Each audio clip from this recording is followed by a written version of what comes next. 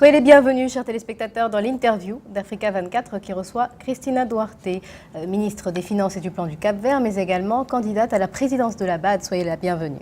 Merci beaucoup, c'est un honneur. Alors nous allons commencer par parler du Cap-Vert avant de se focaliser sur la Banque africaine de développement et votre candidature. Commençons par la première question que vous allez lire à haute voix, s'il vous plaît. Quel bilan faites-vous de ces 10 ans passés à la tête du ministère des Finances? Oui, c'est vrai, je suis ministre des Finances depuis 2006. Et comme ministre des Finances, j'ai eu une grande opportunité. Premier, de servir mon pays. Deuxième, d'avoir l'opportunité de mettre en place un programme de réformes que je me sens fière d'avoir changé complètement la gestion des finances publiques au Cap-Vert. Un nouveau système de planification nationale aussi. Oui, j'ai commencé pour changer la gestion budgétaire en faisant cette gestion plus transparente, plus accountable.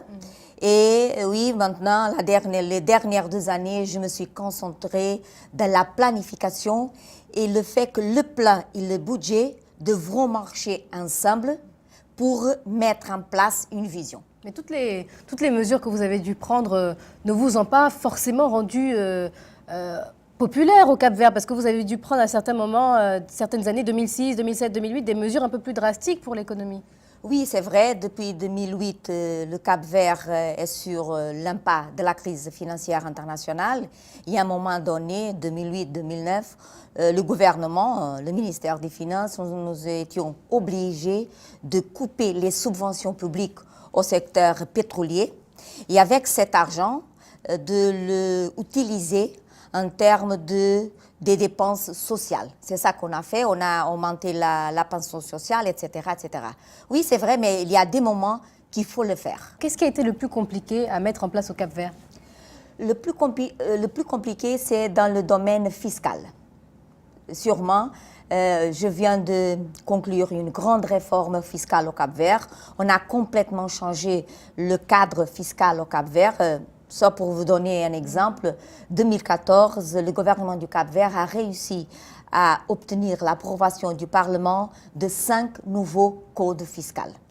De toutes les mesures, je peux vous dire qu'il y a été l'augmentation de l'IVA de 6% à 15% pour le secteur du tourisme, sans doute. Ça a été vraiment compliqué. Comment vous avez géré cette situation, entre guillemets, de mini-crise? Il y a seulement une manière de faire la gestion de ces mesures difficiles du point de vue de la politique économique.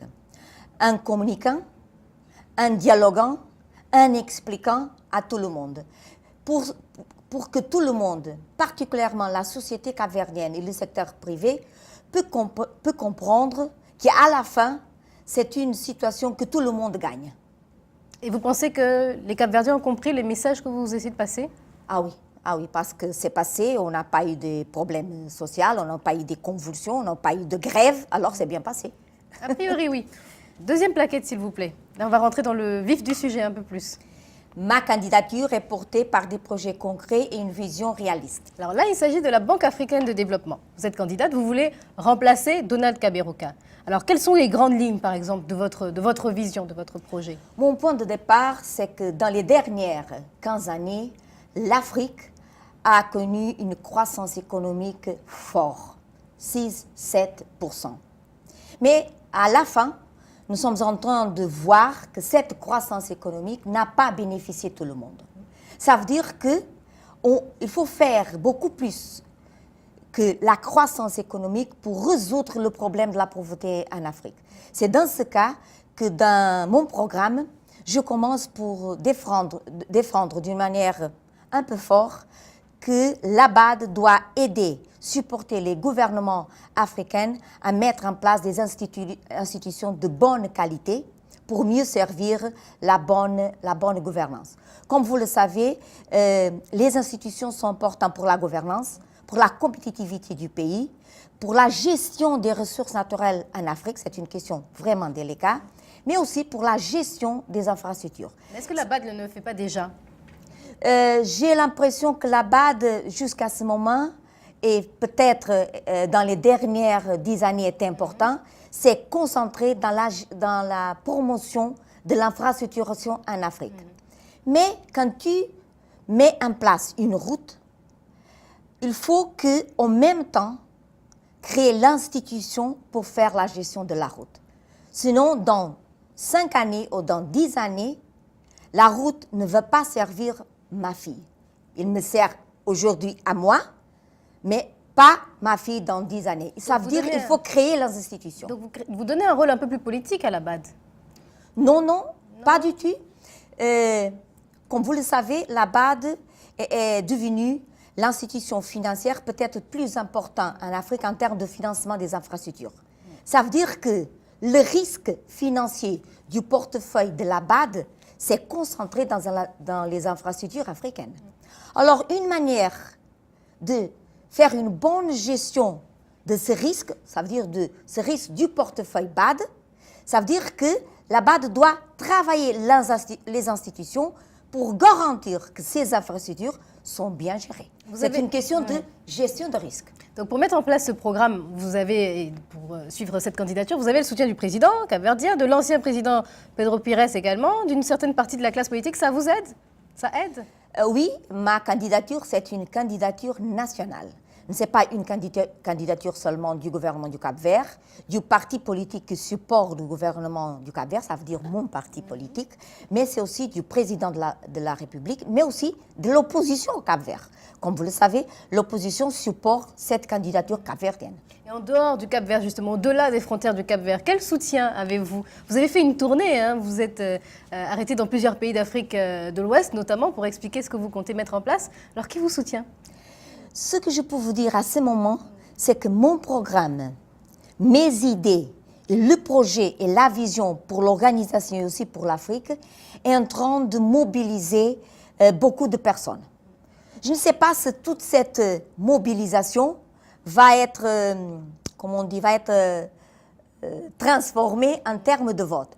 Mais ce que je peux vous assurer maintenant, c'est que mon programme est en train de mobiliser beaucoup de personnes. De personnes. Mais vous ne voulez pas les citer, vous ne voulez pas les dire?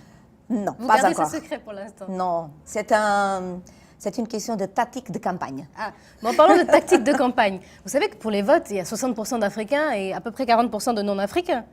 Oui, bien sûr. Donc l'opération séduction, vous la faites aussi là-bas, dans ces autres pays-là? Essentiellement, c'est une institution financière africaine. Le président doit être, dans ce cas, la présidente doit être africaine. Et je compte recevoir les appuis des pays africains, ça sans doute. Il paraît que la France vous soutient, c'est vrai? Je ne sais pas encore. Vous ne savez pas? Non. Vous dites que le Cap-Vert peut garantir l'équidistance de la BAD indépendamment des différents blocs, justement, sur le continent africain. Mais le fait que, justement, le Cap-Vert n'appartienne pas à un bloc, est-ce que ce n'est pas un handicap pour vous dans cette campagne? Au contraire. Non? Au contraire. C'est la première fois qu'il y a une candidature à cette position de président de la BAD d'un pays petit, d'un pays insulaire, d'un pays lusophone, et par rapport à une femme. Beaucoup d'innovation dans cette candidature. Je pense que le fait que le Cap-Vert c'est un pays petit, c'est exactement ce pays petit, avec une certaine crédibilité internationale, que c'est dans une position de garantir l'équidistance par rapport au bloc traditionnel. Alors, sans doute. C'est un avantage. Oui, vous le disiez aussi, vous êtes une femme. On l'a remarqué, effectivement. Est-ce que vous jouez oui. Est-ce que vous jouez un peu sur ça pour mettre en avant la différence qu'apporte votre candidature? Non. Vous voyez, dans mon discours, que je suis en train de concentrer mon discours de campagne dans le fait que, comme ministre des Finances, j'ai eu l'opportunité de contribuer pour la transformation structurelle du Cap-Vert. Ça veut dire que je me sens prêt pour le faire pour l'Afrique, le programme, mais jusqu'à ce moment, je n'ai jamais appelé le fait que je suis femme pour devenir la présidente. Mais comme femme, je n'ai pas peur. Je suis complètement préparée pour compétir avec les hommes, mais bien sûr. On va terminer avec la question Joker qui vient conclure donc cette interview. Vous avez 7 concurrents, 7 concurrents de taille. Est-ce que vous en redoutez certains? Non, je pense que tous les candidats ont des avantages et des désavantages, ça c'est normal. Je pense que chaque candidat est en train de mettre en place sa stratégie. Comme le Cap-Vert, c'est un pays qui ne peut pas, comme on dit, utiliser beaucoup les compromis politiques, parce qu'un petit pays, on n'a jamais été considéré un pays important dans la géopolitique africaine. Ça veut dire qu'on n'a pas de compromis politiques à utiliser dans cette campagne. Ce qu'on fait, c'est exactement le programme, le débat et utiliser la communication sociale pour diffuser ces idées. Les autres pays qui appartiennent les autres candidats qui appartiennent à des pays oui, ont des compromis politiques, sont en train d'utiliser ces compromis politiques. À la fin, on va voir de quel côté la raison tombe. Mais justement, il y a des candidats comme le Tchadien Kordje Bedoumra ou le Tunisien Jalloul Ayed. Est-ce que vous étudiez quand même un peu leur stratégie? Est-ce que vous la surveillez quand vous êtes en train de mettre en place la vôtre? Pas moi-même. Est-ce qu'entre candidats, on se surveille pour voir ce que dit l'autre et ce que fait l'autre? Personnellement, non, parce que oui, je suis candidate, mais je suis ministre des Finances et du Plan. J'ai des responsabilités, je n'ai pas du temps. Mais j'ai un directeur de campagne très efficace et que j'espère qu'il est en train de faire ça. Merci à vous, de Christina Duarte, d'avoir accepté pour cette opportunité de répondre à ces questions. Merci à vous, chers téléspectateurs. C'était l'interview d'Africa 24. À bientôt.